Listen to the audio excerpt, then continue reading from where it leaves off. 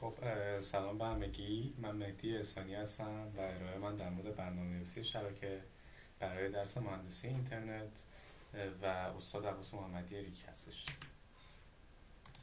خب برنامه‌نویسی شبکه یعنی نوشتن برنامه‌هایی که میتونن از طریق اینترنت یا شبکه محلی با همدیگه ارتباط برقرار کنن.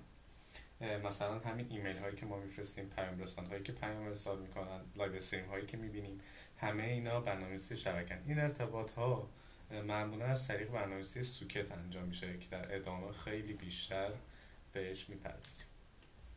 سوکت چیه؟ تو دنیای یونیکس ما همه چی رو چشم فایل میبینیم. خب یعنی مثلا چاپگر فایل، دیوایس اون فایل و همه چی.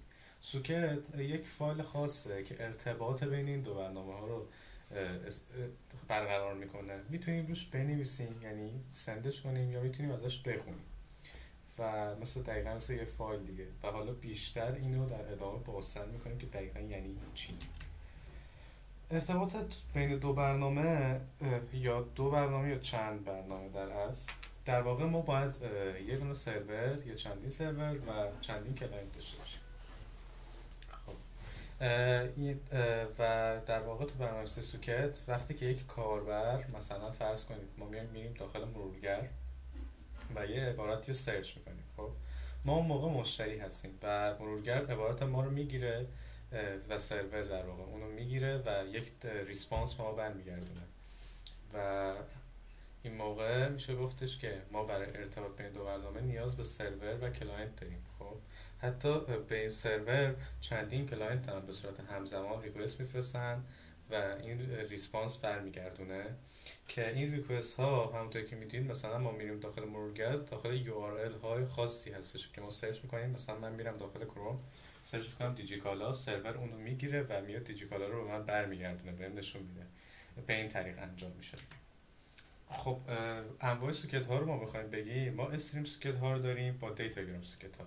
خب استریم سوکت ها مبتنی بر پروتکل TCP هستند و همینطور که میدید پروتکل TCP کاملا قابل اعتماد، تقریبا بدون خطاست و همه چی به ترتیب ارسال میکنه. معمولا استریم سوکت ها، مثلا اگه بخوایم یه مثال ازش بزنیم، برای پیام رسان ها استفاده میشه. مثلا وقتی که شما میرید داخل پیام رسانی پیامی میفرستید، اون پیام ها همیشه به ترتیب هستن و همیشه به دست کاربر میرسن و از استریم سوکت ها استفاده میکنه.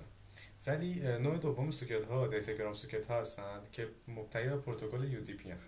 این پروتکل کاملا سریعه ولی یه کوچولو نامطمئنه، ممکنه داده ها نرسه یا اگرم میرسه یه کوچولو ترتیبش عقب جلو بشه.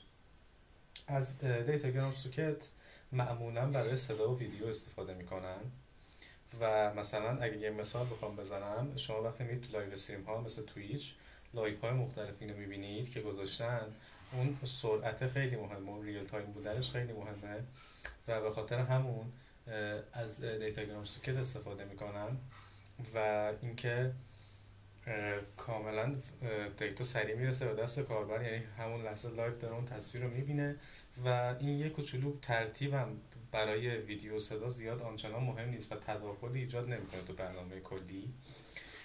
و حالا مثالی که برای پیام رسان ها زدیم، گفتیم از استریم سوکت ها استفاده میکنن، در واقع تو پیام رسان های امروزی میشه فایل و وایس هم فرستاد و درست ترش اینه که بگیم از ترکیب این دوتا استفاده میکنن پیام رسان ها. مفهوم سرویس دهنده و مشتری، همون کلاینت سروری که ما داشتیم. سرور برنامه‌ای که منتظر میمونه یک درخواستی به سمتش بره که یک ریسپانسی برگردونه، ولی مشتری برنامه‌ای که درخواست رو ارسال میکنه و منتظر میمونه که سرور به اون ریسپانسی برگردونه. خب پس مثلا تو اون مثالی که ما زدیم، وقتی که ما میریم کروم باز میکنیم و یه عبارتی رو سرچ میکنیم، ما کلاینت هستیم، میایم یک درخواستی به سمت سرور میفرستیم. من میام سرچ میکنم دیجیکالا، پس درخواست من دیجیکالاست.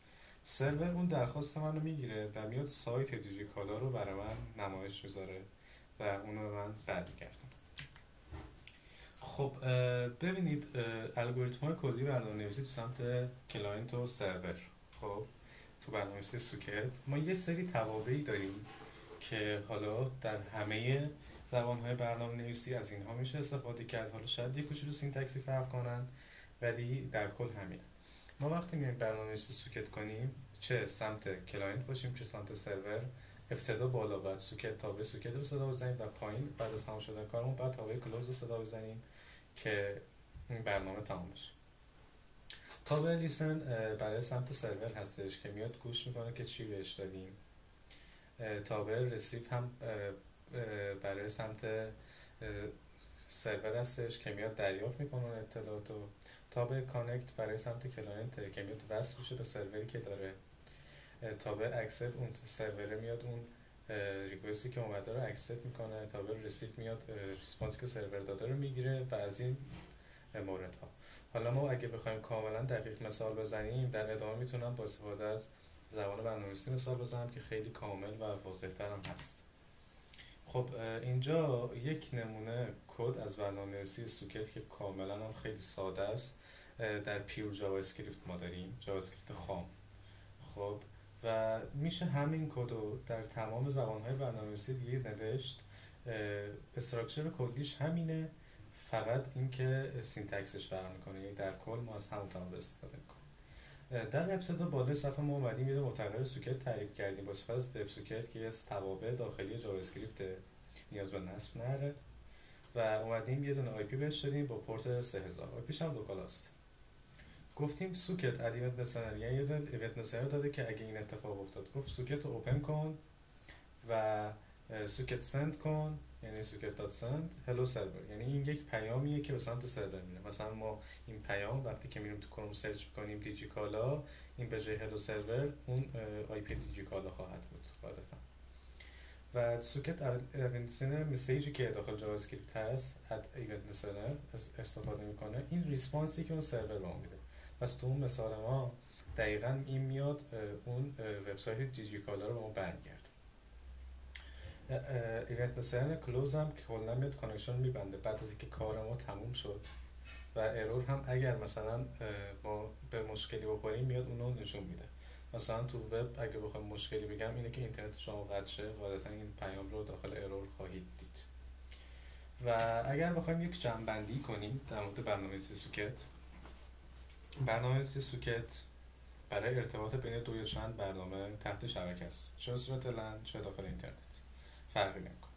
ما دو نوع به اصطلاح نوع برنامه‌نویسی سوکت داریم، دیتاگرام سوکت و استریم سوکت ها، که استریم سوکت ها از TCP استفاده میکنن و دیتاگرام ها از UDP. UDP سریعه و این نامطمئن به ترتیب نیست، TCP کاملا به ترتیب یک کوچولو سرعتش از UDP پایین تره. و برنامه‌نویسی سوکت در واقع تو لایه 4 شبکه، یعنی لایه انتقال انجام میشه.